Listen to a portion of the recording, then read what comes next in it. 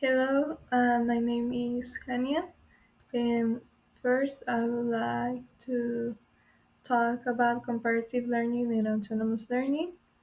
And in this video, I will present two essential approaches that I said before in modern education, such as these uh, areas can be explored further, and so I will explain what they are, how they work, their key elements, and how we can apply them in the classroom.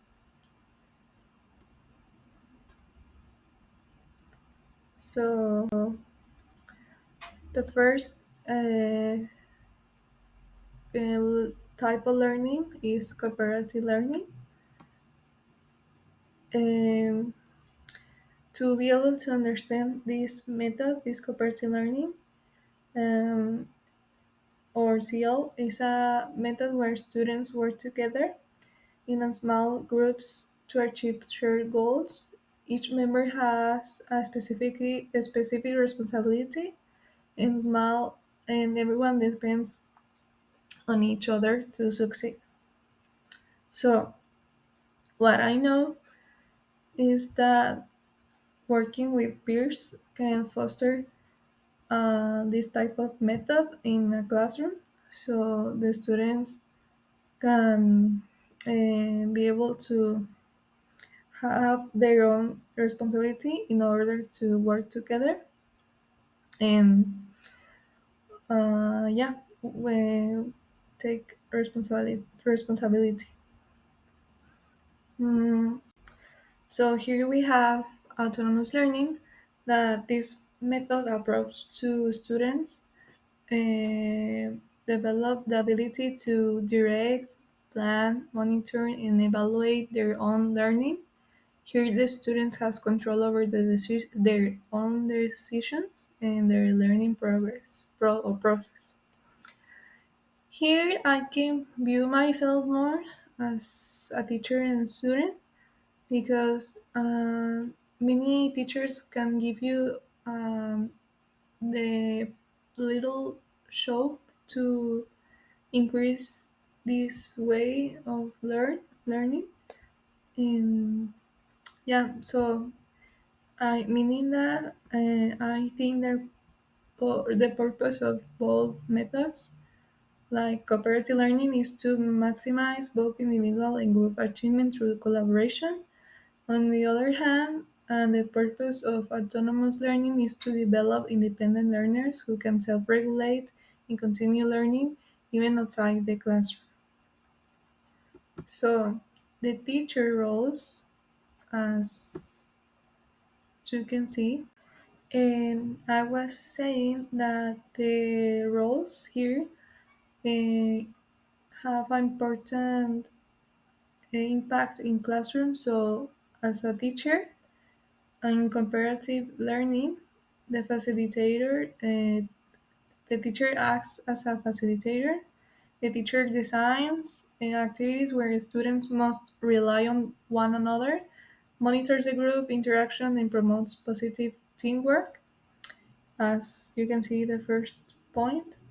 In the student role in CL, students work as an active member of a group. They are responsible for their role and contribute to the team and help the group reach the common goal. So they are together, and the teacher goes to foster this method with the students. And so, in the other hand, autonomous learning, the teacher role is that they act by being a guide and support the students in making decisions, provide resources, and motivates them to self-regulate their learning.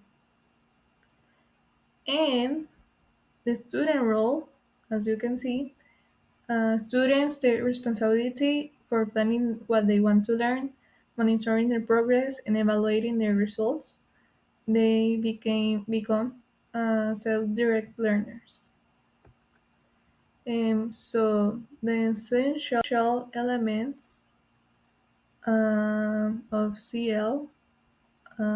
They are five of them: positive independence, interdependence. Students need each other to succeed. Individual accountability. Each student is responsible for a part and promote interaction. Students support and help each other. Social skills, communication, leadership, confliction and resolution, and, and group processing, reflecting on how the group worked. And the elements for AL, autonomous learning, is planning, setting goals and choosing strategies, monitoring, keeping track of their progress, their execution, completing learning task, evaluation, reviewing results and performance, metacondition last, thinking about one on learning progress. So, how CL works. Some effective techniques to implement cooperative learning are a jigsaw. Each student studies one part of the topic and then teaches into the group.